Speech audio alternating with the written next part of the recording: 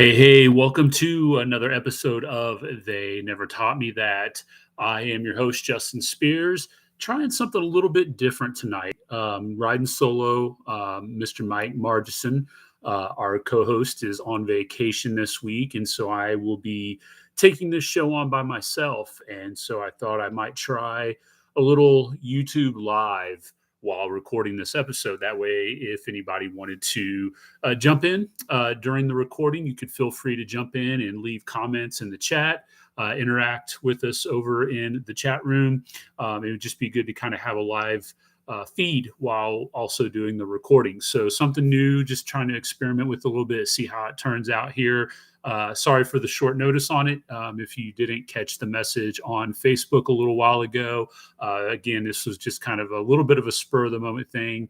I knew I was going to have to record this episode solo this week, but I just had that thought come to mind that, hey, I'll give it a try on YouTube Live. So welcome to those who may be joining us on YouTube Live. I will try my best throughout the episode to check the comments. And if anybody has left anything, I will try my best to reply as well. So with that out of the way, let's talk a little bit about our episode for this week. We decided, I talked to Mike a little bit and got some input from him. And again, we have been trying to do these topical shows here recently where we have pared down the episodes to about 25 to 30 minutes from the traditional 45 minutes to an hour, less prep in terms of the content that we are covering, a little bit more informal discussion, things that we're just kind of talking about topically in the news. And so there's tons of stuff going on out there. Obviously, we focused on a lot of different things here recently from,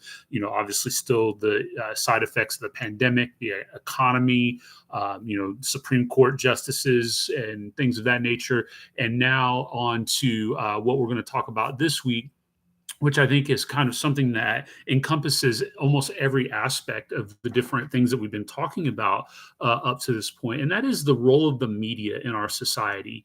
Now, I know when you hear that, you might kind of initially think this is something that's been beat to death. We hear about the media all the time.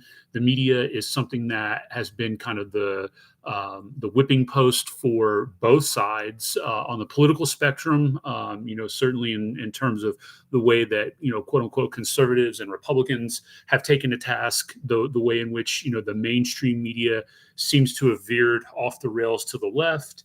And then, of course, you clearly have those on the left calling out the conservative media to the right, whether that's Fox News or other sources, talk news, radio, and things of that nature. So there's a lot of different ways in which people have been very much polarized by the role of the media.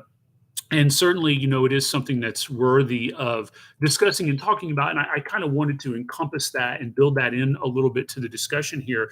But in the nature of, this show, They Never Taught Me That, I really wanted to kind of then bring it back to talk about as citizens in society, whether you look at it more nationally or locally in the city, state in which you live in, the town, the county, whatever, wherever you're at, that we think about this a little bit in terms of how we need to educate ourselves in terms of where the media is today and what the role of the media ought to be. And I want to then also clarify too here that in talking about, the media, I'm referring to a couple of different aspects here to it.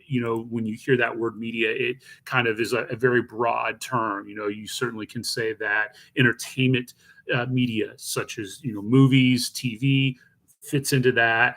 I'm focusing more on informational media as I refer to it in this episode, print media, certainly digital media in terms of, television programming. And then, of course, obviously, along with that now, social media, I think is a part of that too. And so we'll kind of talk a little bit about that as well.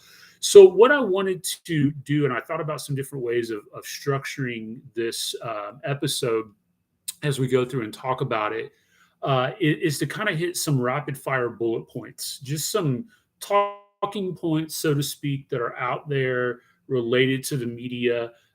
Maybe some things that you oftentimes hear discussed when media is brought up in the world today, and then again, always trying to tie that back into what wasn't taught about these things. What was it that we didn't learn about them, unless you went on to journalism school in college, or are working in the field of journalism. You may be completely unaware of these. And I want to kind of start off by saying that obviously I am not a journalist now. I have taken a couple of journalism classes in my undergrad. I did write for my college newspaper, in sports coverage. I've written, as a self-published a book. I've done blog writing. I've done, a lot of different forms of writing. Again, I am by no means a credentialed journalist, which I know, ruffles feathers even by talking about that in this day and age of, what constitutes a journalist. And you have kind of the old guard who I think are rightfully so in some ways, frustrated with the opening of the floodgates, so to speak, of people who claim to be, media specialists and journalists that may not fully understand or appreciate the art of journalism. That's not to say that they can't do a good job of that. But that's a whole nother issue. I just wanted to kind of set the record for that, and to say that as I go through this, as far as from an authoritarian perspective here, or an authoritative perspective, I should say, that, I wanted to be clear about that.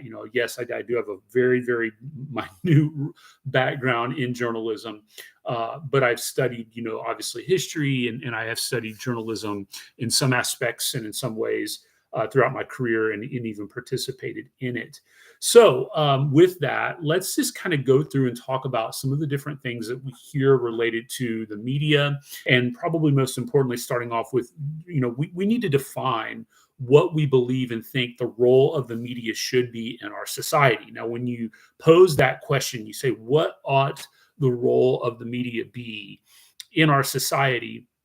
Typically, the conversation will flow along the lines of, the role of the media ought to be to simply report the facts. The media, again, focusing almost exclusively on news media, ought to be designed to simply just be there as a reporting mechanism for citizens of society to get information. And then it should be left up to the individual to make of that what you will, right? So again, it's really this kind of idea that journalists would gather facts and then accumulate the information, data, facts, sides of the story, whatever, and just simply present an accumulation of that in a very objective way, right? Meaning that there is no bent to it, there's no bias to it, there's no angle to it, there's no objective to creating a narrative that would lead you as the consumer of that to take a position other than what you would formulate on your own. So I'm going to kind of start with that. And I think that's a very romantic position of what the media should be and will, quite frankly, ever be. And I know sometimes people will take that a step further, right? And they'll say, that's the way that it used to be. It used to be the Walter Cronkites of the world, right? And that's the way it is. And the media used to just tell us what happened, and then it was left up to us. I wasn't around during that time, so I can't speak wholly to that.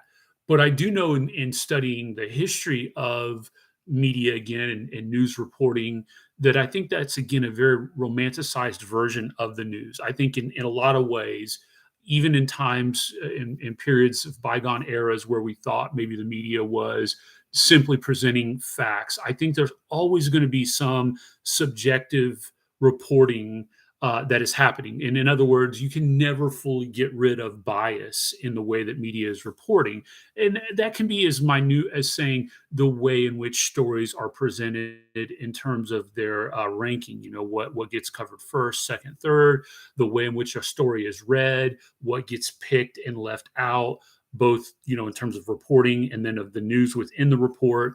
So obviously there's lots of different ways in which the packaged product that we get is again very much subjective, right? Now, it may have been less subjective in previous eras, but I mean, when you look at going all the way back to the history of news reporting, right, and the early newspapers, and you go all the way back to Greece, ancient Greece, and obviously development throughout the Middle Ages and in Europe, it kind of focused around the reporting of information on the church and the state, and there was a lot of control in that period of time.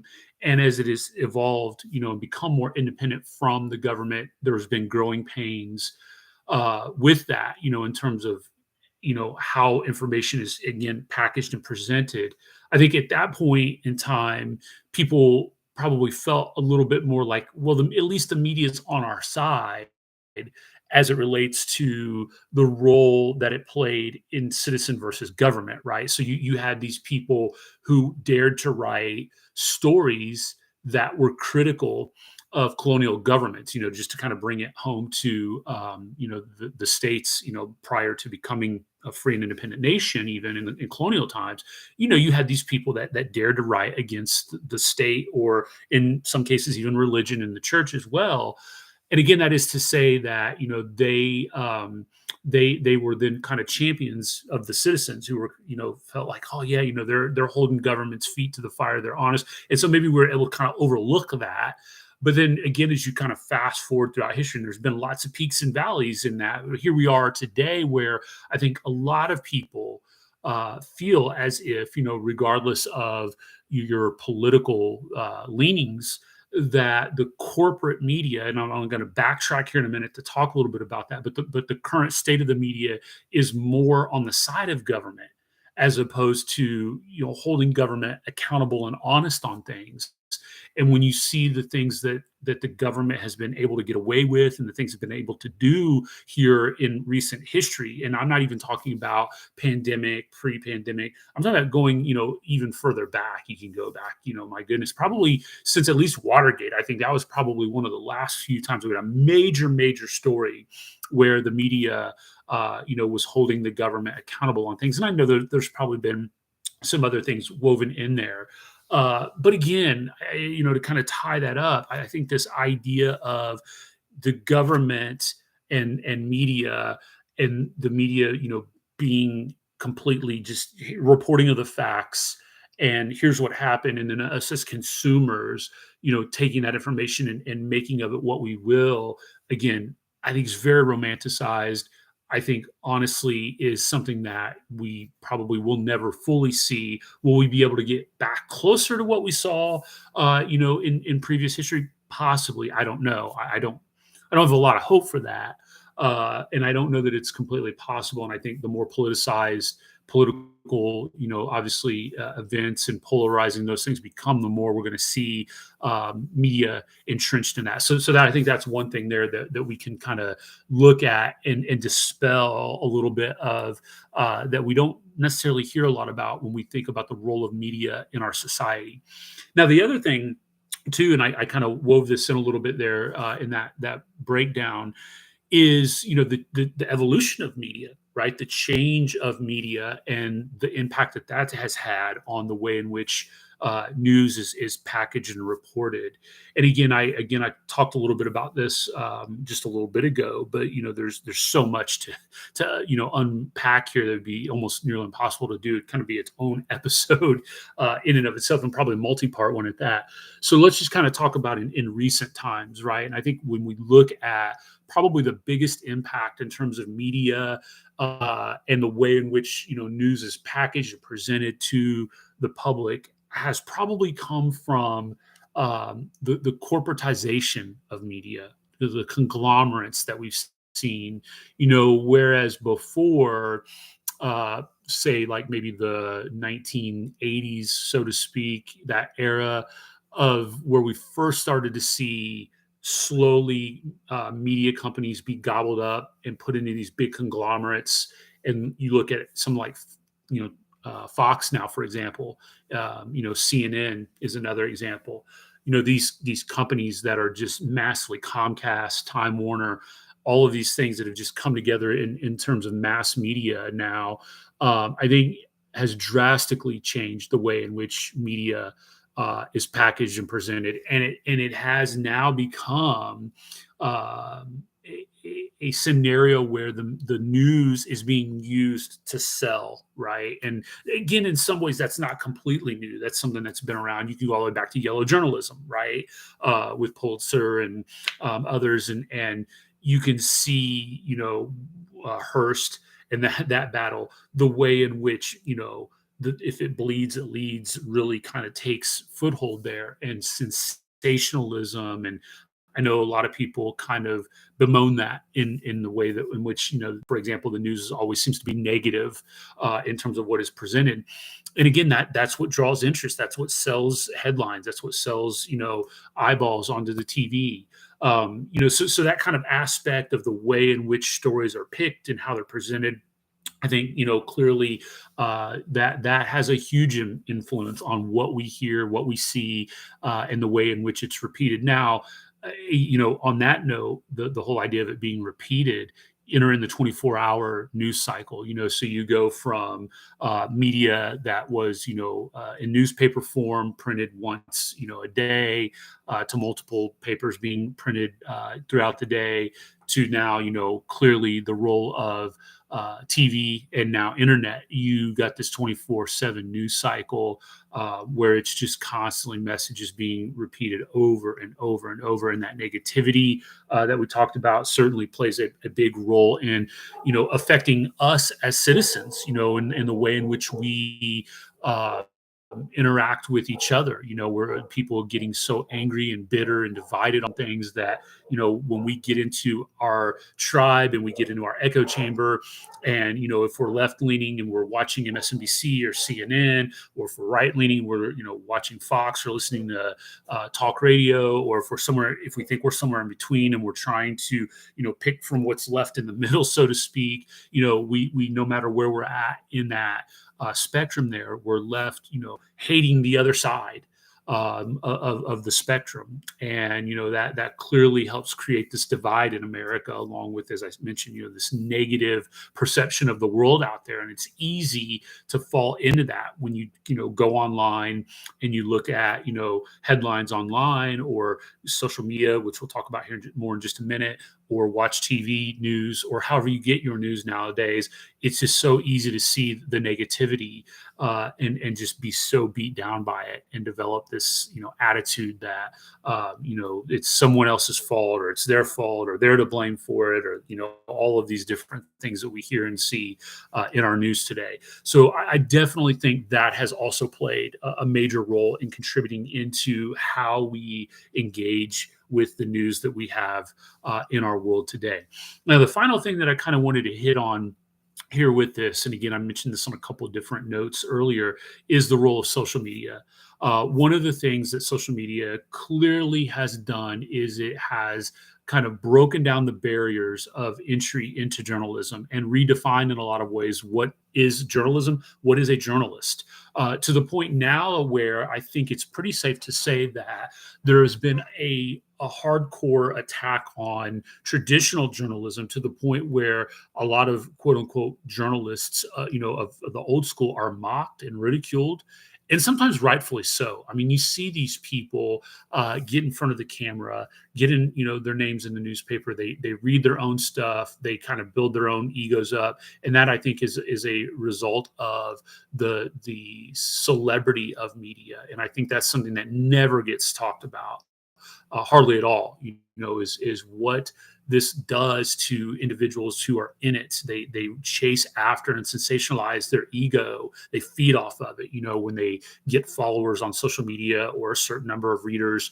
in their column, or whatever it might be, being on TV all the time. Some are able to stay very humble, but for many, they fall into that trap of celebrity, and they see themselves as a part of the story, right? The way in which they present the story, how they report it, who they are, that they start to entrench themselves into that. And I think that is a very dangerous thing, because then we start to see people attached to these personalities. And you can see that again on both sides, no matter if you're talking about the left and some of the celebrity names that have attached themselves to being quote unquote journalists, and the news that they present and the way in which they present it, versus those on the right, which have the same thing as well. So no matter if you're talking about, a Jon Stewart, or a Rush Limbaugh, Sean Hannity, or Stephen Colbert or Bill Maher. It doesn't matter. These guys are all,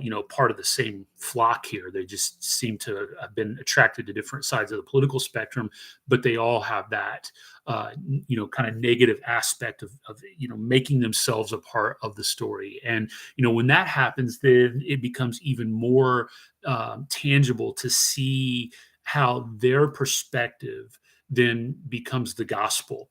And I was reading a story not too long ago that made me think about this. As a matter of fact, I think it was either yesterday or Saturday. There is a division in professional golf that is occurring right now, where certain members of the the PGA, have left and gone and formed a new league by the Saudi government, and of course, obviously attached to a lot of negative things in society. The Saudi government is, uh, obviously done some very, very bad things. And so, there's this blood money type thing that these journalists are just, fit to be tied over. How could these golfers leave the PGA and go to this LIV league, and tied to the Saudi money and blood money, so on and so forth. But the thing that made me really kind of think about this, and stood out to me as I was thinking about it, was I saw somebody tweet a report, a news story, where they said, "This is the best breakdown that you will get on this topic." And it made me kind of think, like, if you're trying to figure this thing out and you're just learning about it, and you're thinking like, okay, I want to get the facts about this. Like, I want to think, again, about this on my own. That what you're being presented with is not necessarily the story, but the person behind the story, right? That this person gives the best breakdown of the story, and that you need to follow them. And that type of mentality is so pervasive in the media today, where we hear about stories. And again, what we end up doing is attaching ourselves to the personality and their perspective, their opinion on it. And we get lost in the fact that, wait a second, I don't even really fully understand or know what's going on. And I'm not going to take the time to do that. I want you to tell me what I need to think. Right. And then we just end up regurgitating their talking points. And then we're not solidly attached to understanding and knowing. We don't have a firm foundation for what it is that we believe. We can't explain it. We can't defend it. We just end up saying, oh, yeah, I heard such and such talking about this, and they brought this up. And then if you get into real dialogue and discussion about it, you get pressed on it. You're not really in a position to be able to defend it. Right. And so I think that's a very dangerous thing there with that. So sometimes these guys bring this on themselves. Now, the last part to this that I want to mention as I begin to wrap up here is, the role of social media in terms of creating this new journalist, right? I oftentimes think about, the role of podcasts. I'm a podcaster. I'm engaged in this activity of bringing my perspective to you. But I think the thing that we have to be very careful of, and we really try to do this, pretty religiously on our show, is we say we want you to think for yourselves. We're just giving you our perspective. You may agree with it, you may disagree with it. I'm sure even those who would call themselves fans or followers of the show probably don't agree with everything that we have to say, and that's fine. I don't want you to. I don't want you to agree with everything that I or Mike has to say. We want to report things to you that are thought provocative, and we want you to take that and wrestle with it. We want that to encourage you to learn more about the topic. We want you to engage deeper, and to hearing us talk about something and go, okay, you're right. I didn't ever hear about that, or I'm not really that familiar with it. But since you brought it up, I'm curious now. I want to go read more about that. I want to go learn more about it. That's our goal with this show. And I think that's something that maybe we could aspire to in various different platforms related to media and journalism is to try to seek out people who do that. And again, I want to kind of wrap up by talking about, somebody that I think right now has their finger on the pulse really, and that's Joe Rogan. And I know Rogan, has been controversial, been in the news a lot for various different things, but I think, there's a lot of things that I hear Rogan say that I disagree with. I mean, that I think he's just flat out dead wrong on. And then there's things that I think opinions and positions he has that I agree with. And then there's a lot of times where I find that he doesn't know or doesn't really have a strong opinion on. And he's just seeking out from his guests that he has on his show what their position is and why they think what they believe. And sometimes he agrees with them, sometimes he doesn't. And he does a really good job of pressing on things, right? And that's the kind of mentality that I think is really, really beneficial, and that I think as a society we would all benefit from a lot more, is if we were able to engage in that. And social media is a great platform to be able to do that. I'm not necessarily saying it's great for dialogue and debate, but it's a great place to go and get a various different amounts of opinions on things, and then take that and either press it in a way in which you're comfortable with doing, whether that is, comments back and forth online, or taking that into in-person dialogue, or whatever platform you have to be able to express your opinions and beliefs on things. That that is really truly what the mainstream and corporate media could really be doing for us today, instead of presenting a packaged, canned story that is just meant to help sell ads and make money for shareholders. And so I think as we wrap this up, those are the things that we see going on with our media today that aren't really talked a lot about. I mean, yeah, we hear about fake news, and we certainly, obviously, as I talked about, see and hear a lot about left leaning and right leaning, and that's all very true and important in the discussion and conversation. But we have to start thinking a little bit deeper and wanting more. Hold these people accountable. I know that viewerships are down for some things, and that's people voting, obviously with their eyes and ears. We need more of that. We need to seek after media members, whether they're credentialed, traditional, dyed-in-the-wool, old school media or newer media. Seek out people who are going to present a very solid and profound case for what they're reporting on, with the intent being to inform you as the consumer. And then it's your duty and obligation to take that information and go out in the world, discuss it with people, develop it deeper, kind of go through different iterations of understanding and appreciating and being open-minded to the fact that whatever you hear about a story, you may not fully understand and know just from one source what really happened, or what you should believe.